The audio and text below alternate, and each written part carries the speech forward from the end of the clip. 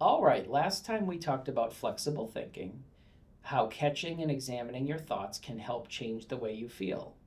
You had a chance to practice that. How did that go for you? Honestly, I think I struggled a little. I kept trying to convince myself of the new thought, but it didn't feel true? Yeah, that's super common. And remember, the goal isn't to force yourself to believe the new thought 100%. It's more about just making a little room for it, letting it exist as another possibility right alongside the first automatic thought. Just doing that is a big step. Okay, that makes more sense. Good. So today I was hoping we could shift our focus to another piece of the puzzle, our behaviors. Just like thoughts, our behaviors can both drive our emotions and be driven by them. You know, our behaviors and emotions are incredibly connected. We've talked about how emotions aren't bad.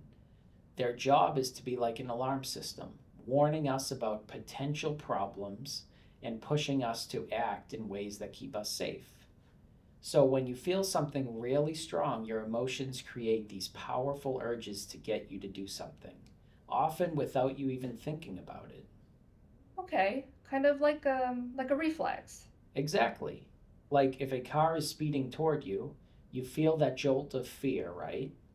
And that fear makes you jump out of the way. You don't stop to think about it. Your emotions just drive that action to keep you safe. That's a perfect example of a helpful emotion driven behavior. But, and this is the tricky part, they're not all helpful. Sometimes they push us to do things that feel good right now but end up making things worse for us down the road. Let's walk through a few examples. Can you think of a time when you felt really anxious about something you had to do? Oh, definitely. That family trip I'm supposed to be planning. Every time I start, my chest gets tight, and I imagine all the ways someone could be unhappy with the choices I made. And what does that feel like in that exact moment you switch to scrolling? Relief. It's like, phew, I don't have to deal with that right now. There it is. That's the short term reward.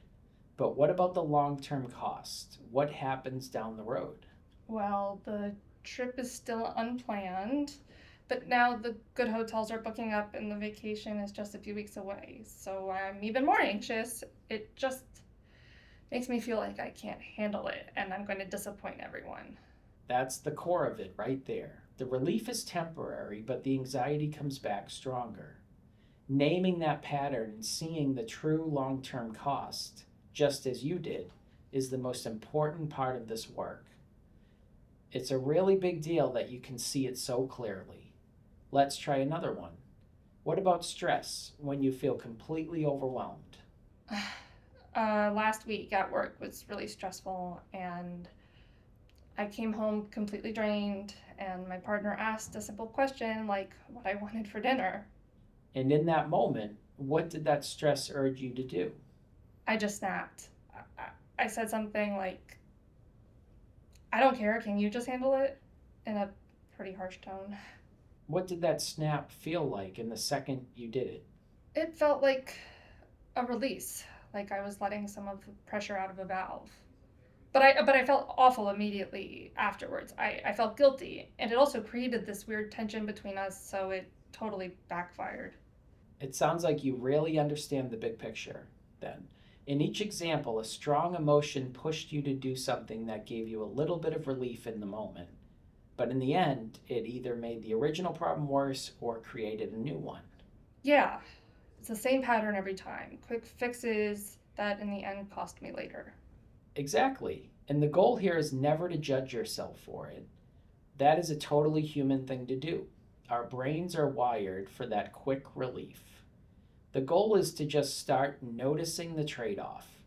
Once you can see it clearly, you have the power to start making a different choice.